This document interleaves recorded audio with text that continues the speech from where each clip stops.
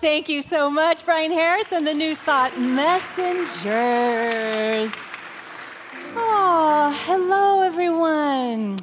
What a blessing it is to be together. How good it is to be together this day that love has made. If you are new or newish, if you're checking us out online for the first time, or I don't know, maybe the third time, know that you are welcome here.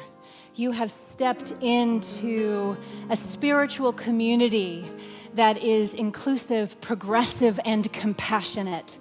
We do our own work so that we can walk that out into the world and help make this world a better place for all people everywhere. And just know that we've mindfully and we've thoughtfully created this space just for you, exactly as you are this day, this moment, this breath. This is the time in our service where we take a breath. Let's all do that together. And we acknowledge that we are on the ancestral land of the Kalapuya people. We affirm indigenous history, experiences, and sovereignty. We also like to take a moment at the beginning of our service and share with one voice. Bless you, love. Our God is sneezing. I love it. God in you is sneezing. I'm going to get more to that later. We acknowledge our vision and our mission. So let us, with one voice together, share our vision. Recognizing our oneness, we envision a world that works for everyone and all creation. And our mission, providing spiritual tools for personal and global transformation.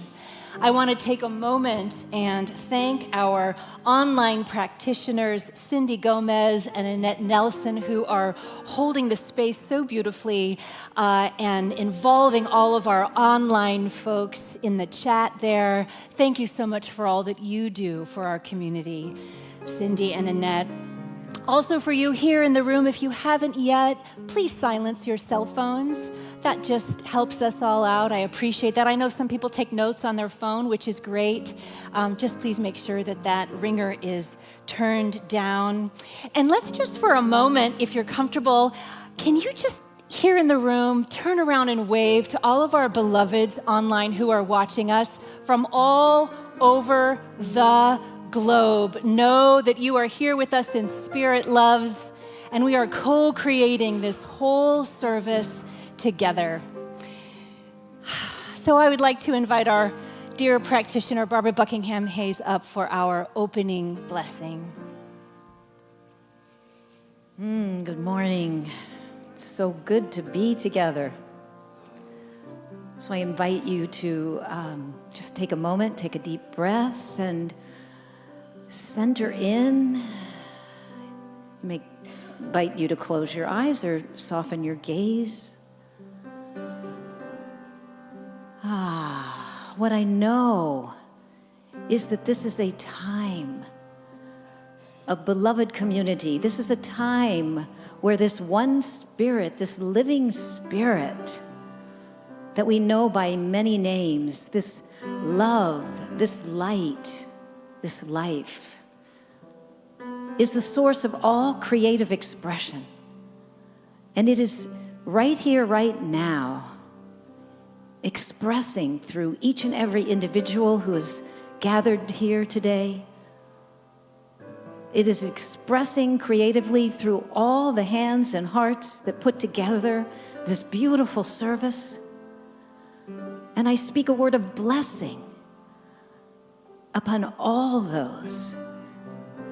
The beautiful Brian and the New Thought Messengers bringing forth their creative expression in music, the beautiful vocalists Darcy and Kate sharing their beautiful voices, the technical team helping us to be able to be together and be online, the beautiful expression creatively through the children and families that are being together to play and to learn.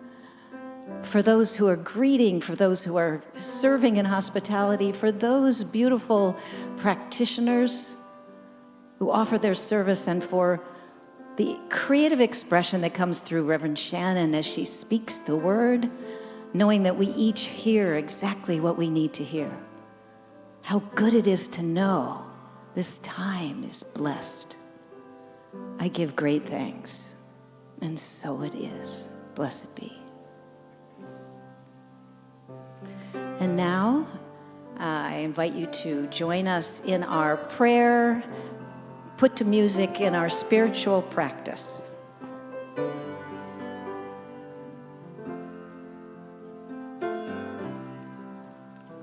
We let the love wash over us. We let it be. We let the love wash over us. We let it be. Let the peace wash over. We let the peace wash over us. We let it be.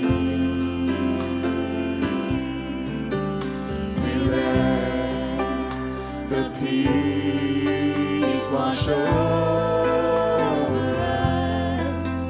We let it be. Let the joy wash over. We let the joy wash over us. We let it be. We let the joy wash over us. We let it be. Let the love. We let the love wash over us. We let it be. We let the love wash over us. We let it be. We let the love wash over us. We let it be. We let the love wash over us.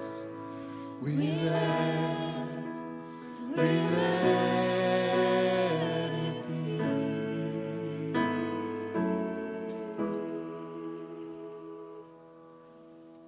And so it is.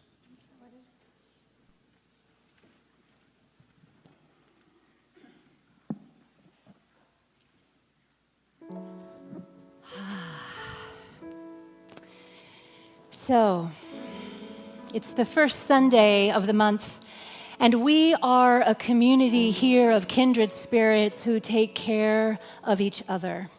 There is a lot happening in the world right now, and many of us are grieving right now for a variety of reasons.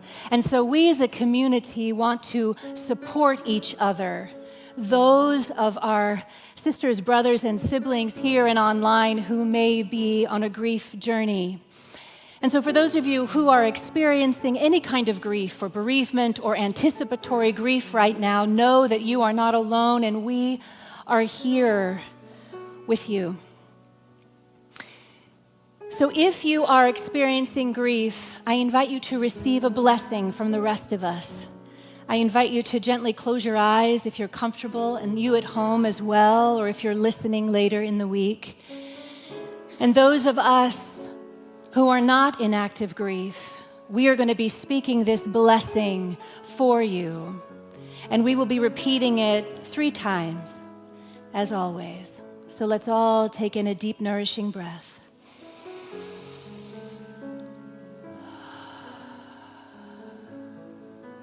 You, beloved, are not alone in this.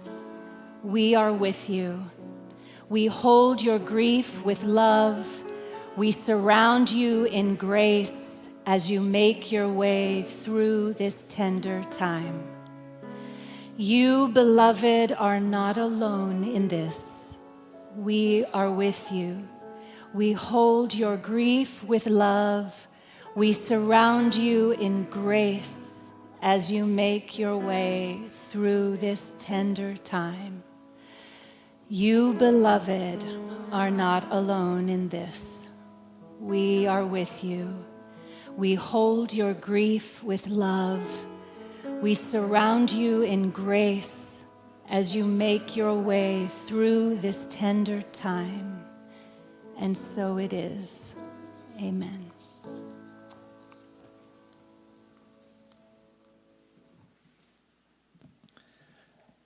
Help me welcome back Darcy Bradley. It's been a while. It's nice to have you here.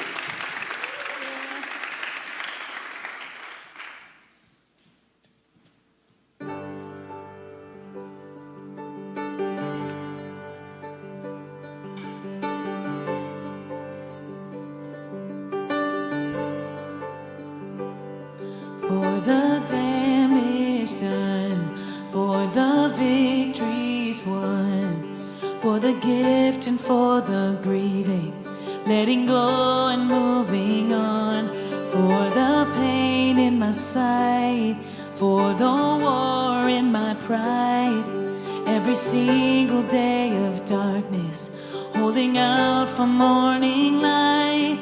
There's a river that delivers me to freedom, and the current of those mercies brings restoration.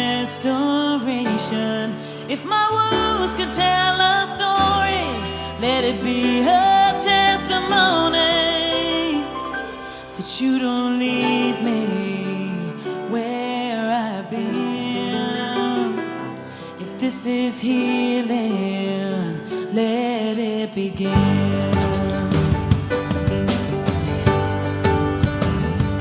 For my highest low, for my frail ego, for my breaking and my mending, for the seeds that I have sowed, for the dreams that have died, for the tears that I've cried, for the weakness that bears witness to the grace that you supply. There's a river that delivers me to freedom, and the current of those mercies brings restoration. If my wounds could tell a story, let it be a testimony that you don't leave me where I've been. If this is healing, let it begin.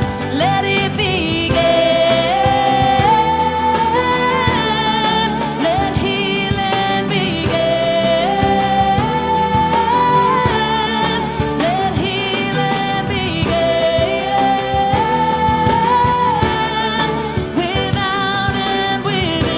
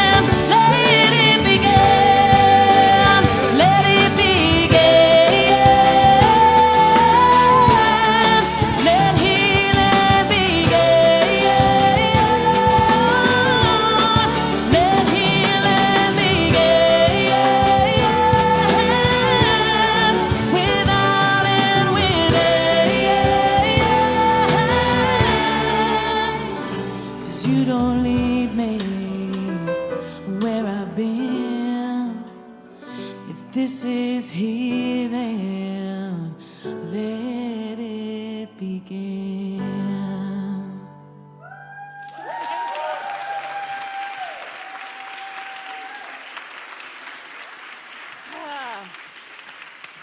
Oh my goodness.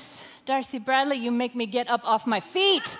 Thank you, love. Thank you, Kate. Thank you, the New Thought Messengers. Let's hear it again for this incredible music team. Oh my gosh. Oh my goodness.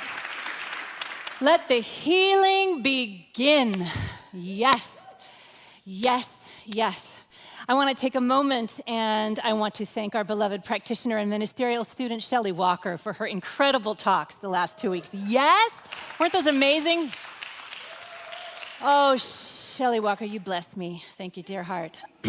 So, there is a Thai restaurant, very yummy Thai restaurant, near where I live. And a while back, I was getting some takeout. And as I was getting my takeout, I turned around and there was a young teenager, I don't know, maybe 15-ish, something like that. And he turned around, he was wearing a black t-shirt, and on the back of his t-shirt were 3 words in white lettering. They were fear of God. Yeah, I thought, how sad. How sad. I don't know about you, but I spent years unlearning a scary, out there God that I was a little afraid of, you know, give or take my behavior. A scary God or religion, or more accurately, a religiosity that is intended to scare people into submission, that, my friends, isn't God. That isn't God. That is the farthest thing from spirit or universal love. That scary God idea is using a man-made, dangerous concept of God in order to control people. And it was, and sadly still is in many places, used as a political weapon.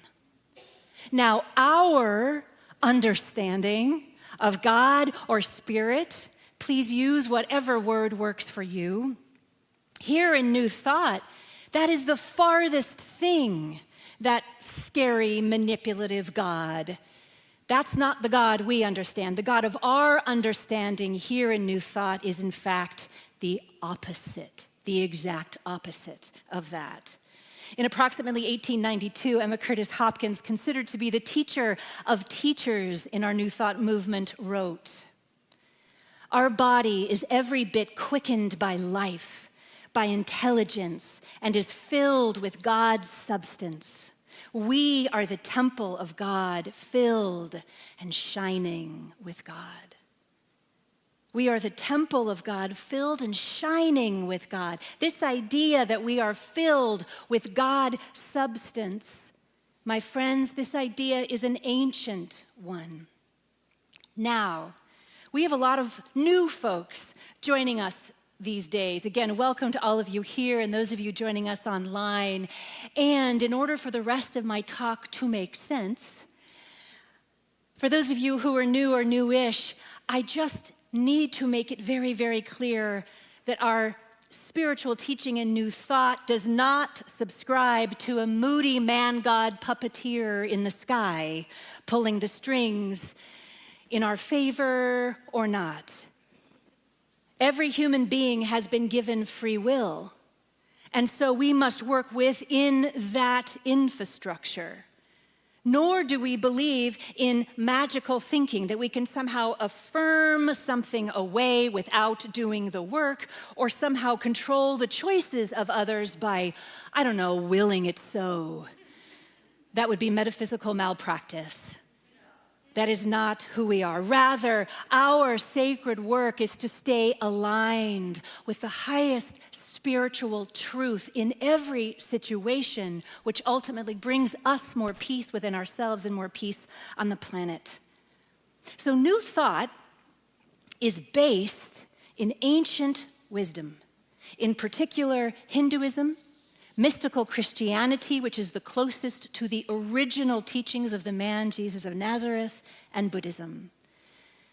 In the ancient Hindu text, the Rig Veda, written approximately 1,000 to 1,500 years before Jesus walked the earth, it is written, the human body is the temple of God. One who kindles the light of awareness within realizes true light. In other words, God lives within us, not to be feared.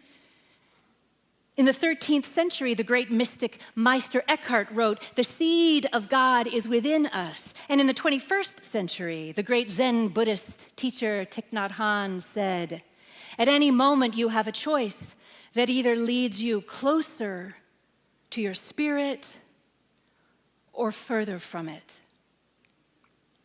And so understanding that as opposed to fearing God, like that sweet teenager is being raised to believe, and I think many of us here might have been, and those online, we here in New Thought actually understand that we are meant to work with the divine, that this unconditional love that is within us, within each other, and all around us is working on our behalf. Nothing to fear, rather everything to celebrate. That this is a benevolent, loving universe that always, always, always has our back, even when it doesn't feel like it. The highest truth has always been that we are in holy and sacred relationship with Spirit, and that the divine is always co-creating with us. And loves, when you look at the trajectory of your life, you will see God or Spirit has always been supporting you, especially through the hardest and most difficult times.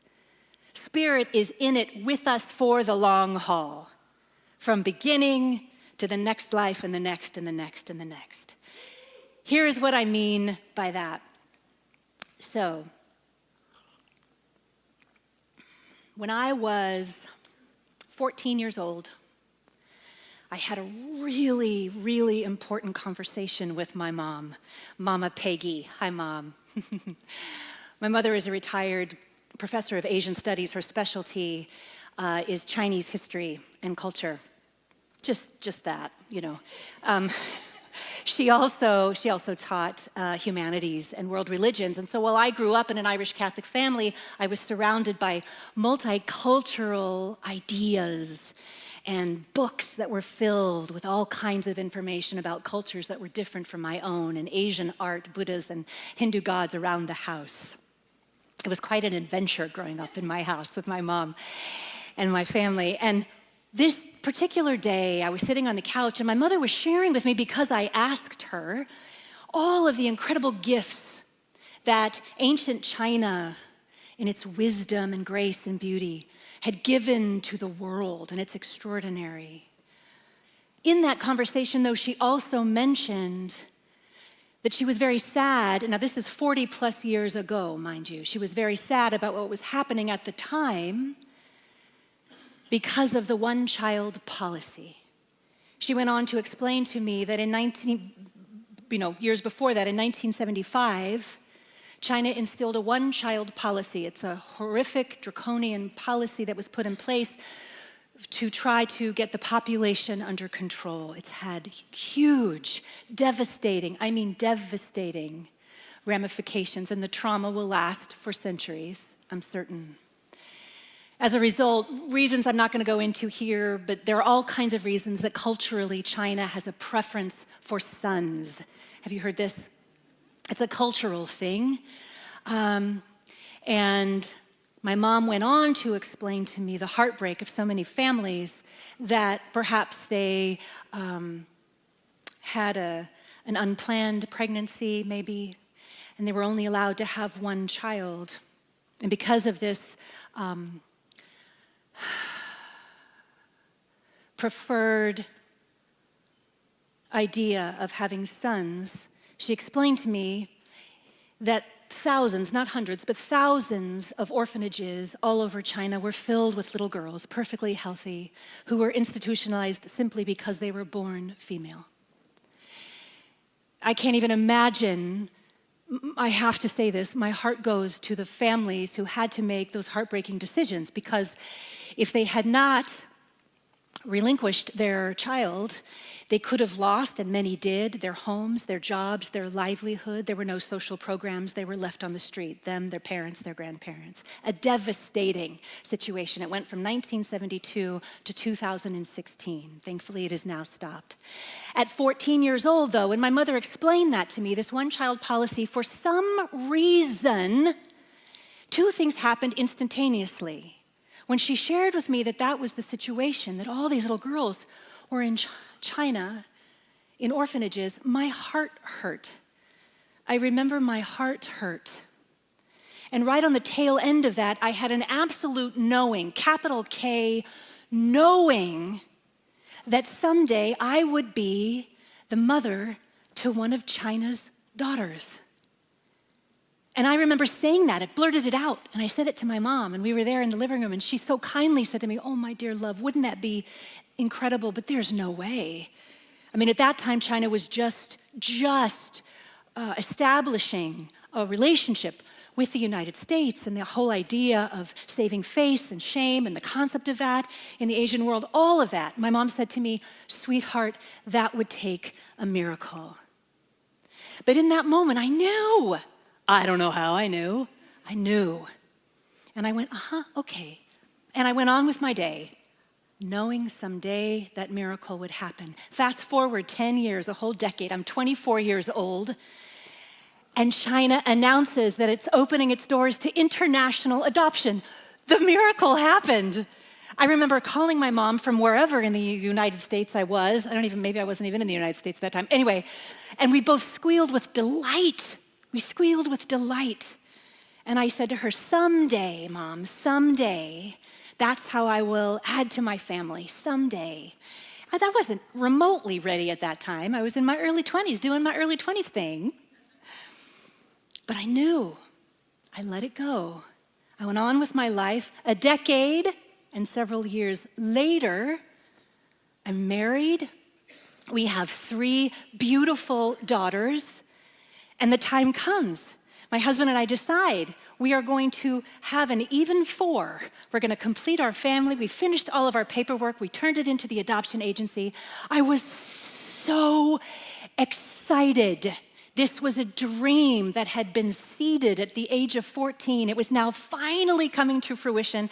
I said to the woman on the phone who worked at the adoption agency, "This is so great. Tell me when it's going to happen." She explained that they went in 3-month increments where they would match Chinese daughters with adoptive families. It happened every 3 months. And she said, you'll be in the next batch in 3 months, and then you'll travel 6 to 8 weeks. So I got all the books. I read everything there was to read about raising a daughter from China, everything I could find. 3 months went by. I called the adoption agency. Back then, we had these kinds of phones. This is 20 years ago, my friends. I call the adoption agency, and she says to me, "I'm so sorry. There's been a slowdown. You weren't in this batch. We don't really know what's going on. You'll have to check back with us in another 3 months." And I thought, okay. So I was going to a New Thought church in Los Angeles where I lived at the time, and I was praying with a practitioner after service every single Sunday. 3 months went by. I called, so excited, and the woman said, "Shannon, I'm so sorry. You weren't in this batch either." Another 3 months went by, and another 3 months, and another 3 months. 2 years went by. During those 2 years, I moved from faith and joy to fear and terror. Now, I was highly functioning. I had work that I loved. I had a family that I loved. The early morning and late nights were the hardest time. This was before Instagram. I would doom scroll in my mind. Anybody? There were rumors that the adoptions were going to stop, that it might not happen, and I believed them. this dream that my younger self knew was going to happen, I forgot. It's like amnesia set in. Fear is powerful. It's like I could have been wearing a black t-shirt with white lettering saying fear of faith. Because every time I got my hopes up, they were dashed. And so instead of staying the course and holding to my faith, to what I knew to be true, I was taking all of the classes, doing all the things, but I was praying the problem. I worried every single day a lot. I was so sad. And one day, after 2 years, I remember I was sitting on the floor and I was folding laundry. Kids. I was folding lots of laundry. And I don't know why it was this particular moment, but a song came on the radio, and it was the remake of Somewhere Over the Rainbow by the Hawaiian ukulele player Israel Is. Rand, would you play a few seconds? This song came on as I was folding the laundry. Somewhere over the rainbow, bluebirds fly, and the dreams that you dream of, dreams really do come true. Someday I wish upon a star, wake up where the clouds are far behind me.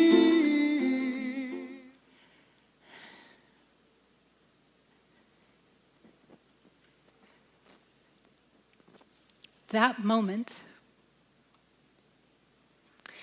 was a gift from God. I don't know if it was the line, dreams really do come true, or somewhere in my brain, I had put together that the original song was sung by Judy Garland when she was a teenager, but I remembered my knowing. I remembered my dream. It was like the dam of fear broke and hope rushed in. And I remembered in that moment that there was a destiny that was going to happen. And so for the next 2 cycles of 3 months, I stayed to my faith, and lo and behold, the day came on Halloween when we got the call and we were placed with our daughter, Liza Rose Shengxiao from the southern province of China. And 6 weeks later, we traveled there and we brought her home, and our lives were never, ever the same. She brought us and brings us so much joy and humor. Liza loves the funny. She loves music and art and animals. And so we had even more music and art and animals and joy and laughter in our home. That's how it went. And I had the privilege of my life to raise this extraordinary soul, Liza Rose. The years went by. Boy, they've flown by. And just recently, we went to Northern California to drop her off at college. At college. I have to tell you, for any of you who've ever gone through that, this was kid number 4, not my first rodeo, never easy. We were in Target getting her whatever, soap and Band-Aids, and I'm seeing her when she's 4 and 6 and 14. And as I was flying home back here to Oregon, we were just going in for the landing. The plane was just going in for the landing. And you pilots in the room, Molly, John, whoever else is a pilot in here, you will understand this. The plane was landing, and then all of a sudden, and this had never happened to me, and I've flown a lot from California to Oregon, it lifted, and it decided to do something else. And it kind of turned, and the pilot got on the speaker and said, there's this really strong tailwind, so we're going to take about 10 to 15 minutes. We're going to fly low, and we're just going to go in and land in a little bit. And I don't know what about flying low. I don't know all the mechanics of it, but the plane got quieter. Have you ever been on a plane? It got quieter. And I had a window seat, and we were flying like right over the tree tops. And I could see like clouds, like cotton ball clouds and above. And I just closed my eyes and I just did what I do, and I went into prayer, and I was just praying silently. So much gratitude for Liza Rose, for her journey. Praying too for her biological family in China, letting them know that she is great. And as I was praying, I was having all of these images of her, of gratitude, and I was affirming and knowing that as she moves into this next phase of her life, that there are blessings that she and I can't even yet imagine. Tears were streaming down my face. I had my mask on so I could kind of hide it a little bit. And as I opened my eyes and I looked out the window, there was the most beautiful rainbow I had ever seen. And I knew that that was Spirit saying to me, my darling, I have been here this whole time. We think we have to do it alone. We never are doing anything alone, ever. Ever. The title of my talk today is The Divine Orchestration of Your Dreams. Because here's the thing. Every dream of ours, everything of worth is co-created with the divine. The pain that we can experience around the process, like I did, so much pain, is our ego's attachment to that thing or that desire. And that's what happened to me straight up. I decided that our adoption process had to look a certain way, that I had a timeline, and I battled for my timeline every 3 months for 2 years.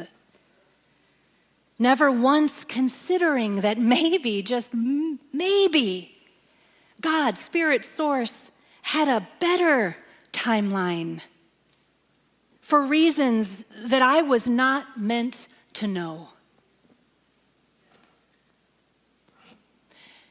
We think we have a plan.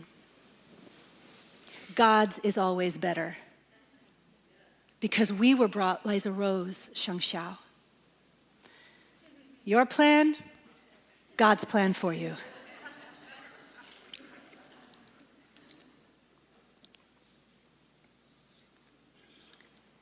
So I ask you, is there an area in your own life where you can loosen your grip a little bit?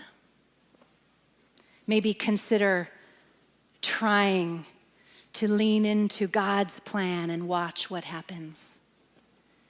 Anything of worth that you want to bring into your life is co-created. A relationship, a job, a creative expression, abundance. It is all of it is co-created. Not what you're going to have for breakfast, like pancakes or, eggs. That's the ego's job. There's a place for that. But anything worthy, anything of meaning, of worth, we co-create with the love of the divine. And we co-create with Spirit all the time. Even things you may not think of, like healing, for example, the beautiful song that Darcy sang. And Kate, thank you for that. Healing, or the realization of truth. Healing of any kind is co-created. You, my love, are not doing that heavy lifting all yourself. Deep communication with another human being. Not asking about the weather, but I'm talking about real and deep connecting with another person is co-creative. Spirit is in that connecting time with you, operating through you, with the other person. Sacred listening. Oh, when you sit with someone who is in pain and you are fully present with them, that moment of sacred listening, that is co-created with the divine. Spirit is with you, giving you the strength to listen deeply, to not turn away from what is difficult. God is with us in meditation, prayer, spiritual practice. Check, check, check.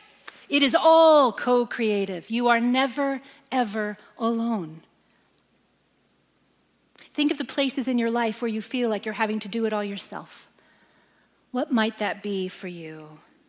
You're having to maybe come up with a solution or handle that thing, whatever that is. Maybe it's even just day-to-day living. You know, getting Thai food, doing laundry on the floor, dropping your baby off at college. You are never doing it alone. Spirit is always with you, speaking to you in every way possible.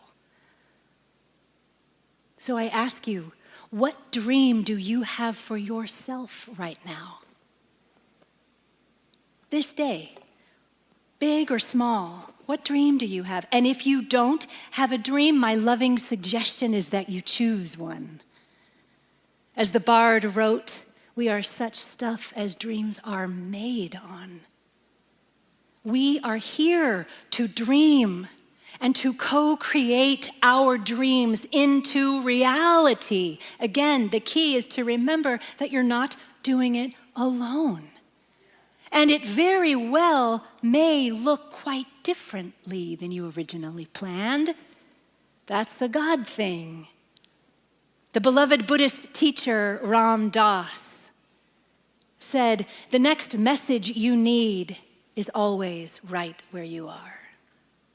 The next message you need is always right where you are. So my invitation for you this week is to look for your rainbows, those beautiful signs from the universe, whatever those are for you in your day-to-day life, through songs or books or something someone said that you felt was just for you somehow. That is all Spirit conspiring for your good, because you are so loved. You are so loved. The second thing this week, I invite you to consciously remember that Spirit has you and has this and is right at this very moment doing creative and holy work on your behalf. You are just not meant to know the details or the timeline, darling. And finally, think about your next dream.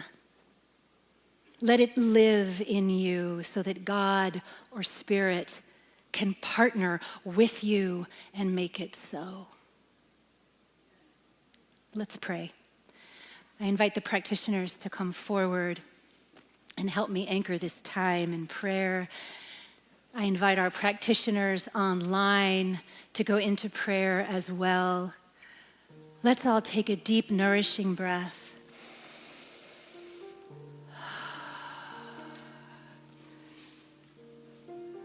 Recognizing that it is Spirit itself that woke us up this day. It is love itself that is sitting to our left and to our right, in front of us, behind us, above us, and below us. It is love itself that breathes the same air we breathe. What a blessing it is to know this love is God, is Spirit, is Source, and is always working on our behalf for our highest good. Knowing this of ourselves, on behalf of each of us, I know this for our families, for our friends. And in this, we bless our families and our friends, our loved ones, wherever they may be, knowing that this love Spirit is at work in their life too. How good this is.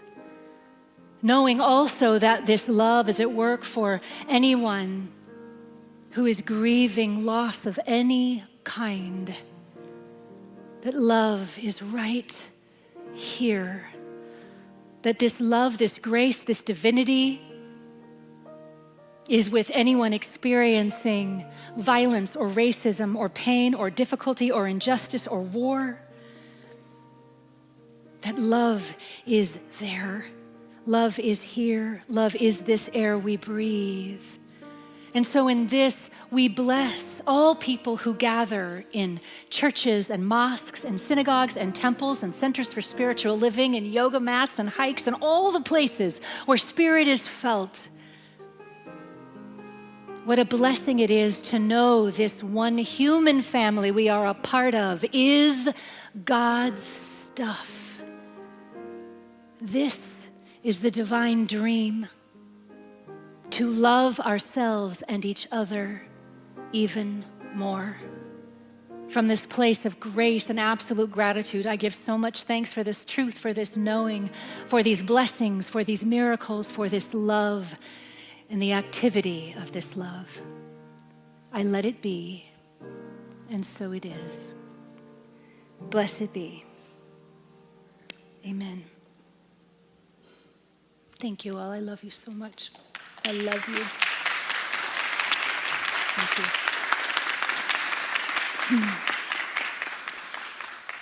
So this is our time for conscious giving. You'll see, those of you here in the room, there's a card right here in front of you, and the pew in front of you with a QR code. You can point your phone at it. It's magical.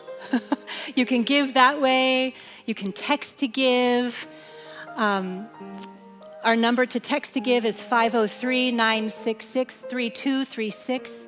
Also, a huge thank you to those of you who pledge, and your payment is automatic each week or month, however you do that. Thank you. We exist because of what you give. So thank you so very much for your generosity and your kindness and your love. Let us together with one voice share our blessing of gratitude. From the love of pure spirit within me, I bless this gift. I send it forth to heal and bless and prosper. It does good work in the world and returns to me multiplied abundantly. And so it is. Thank you.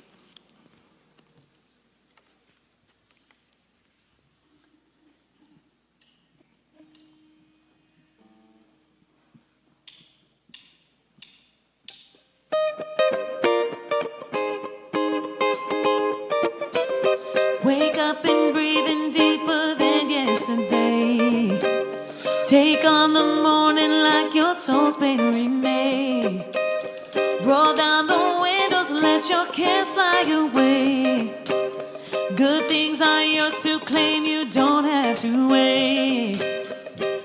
Well, all across the sky, new mercies rise, and the future's bright.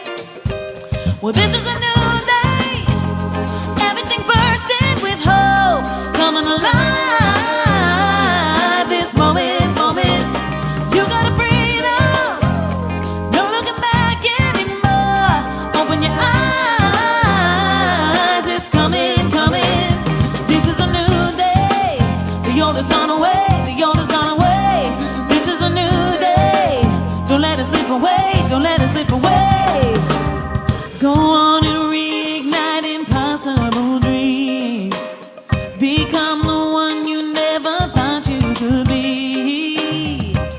And all across the sky, new mercies rise, and the future's bright. Please stand and join us if you'd like. This is a new day. Well, everything's bursting with hope. It's coming alive. This moment, you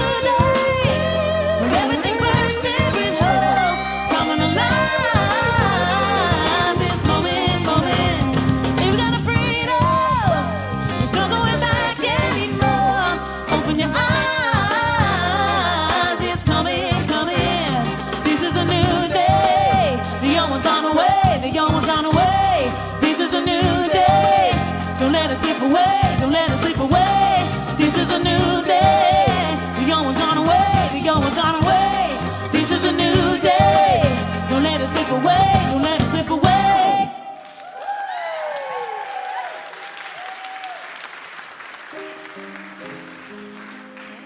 Thank you, thank you.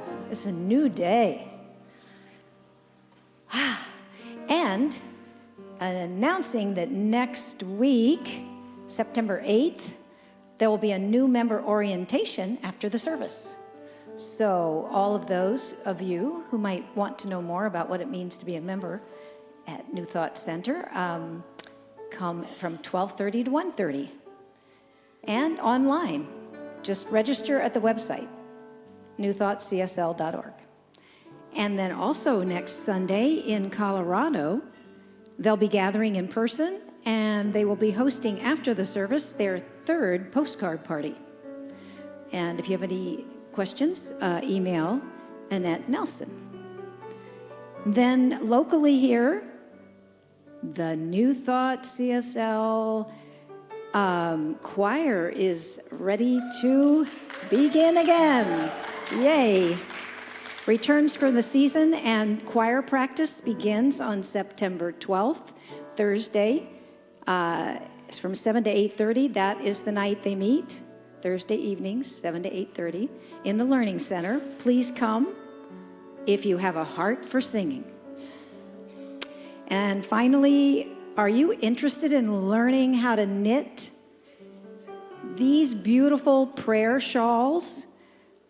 Sharon Nations has been kind enough to offer a knitting class on 4 Thursday evenings beginning September 12th here at the center, 5:45 to 6:45. So this is a beautiful ministry that we have, and thank you to those people who do the prayer shawls now, and for any of those of you who would like to join. Yes, thank you so much. All right. So I want to once again thank all of you who are here in person, who helped co-create this whole experience today, and those of you online who helped co-create this whole experience. Thank you so very much. I want to also thank those of you who are watching online from Arizona, Colorado, Oregon, Washington, California, and Germany. You are so very loved. Thank you again to our online practitioners, Cindy Gomez and Annette Nelson. Thank you, thank you, thank you. All the practitioners in the room, if you would please come forward for prayer. I mentioned this earlier. If there is anything on your heart at all that you would like support around, please stay. And all you have to do is go up to one of these beloveds. They have been trained in the affirmative art of affirmative prayer. Affirmative art of affirmative prayer. That works. And you just let them know what's on your heart, and they will pray with you. It is such a blessing. Also, just know that as soon as we complete here, this sanctuary turns into a quiet space of meditation and prayer. So I invite you to exit as quickly and quietly as you can. And please join us downstairs. There's all kinds of nosh and coffee and visiting, and there's a delightful bookshop and gift shop downstairs as well. Please stand as you are able. Barbara, if you would come up with me here for our final blessing. May you go in the light, as the light, and with the light until we meet again. May the longtime sun shine upon you, all love surround you, and the pure light within you guide you on your way. You are so loved. Have a great week. Mwah. I release and I let go. I let the Spirit run my life, and my heart is open wide. Yes, I'm only here for God. No more struggle, no more strife. With my faith I see the light. I am free in the Spirit. Yes, I'm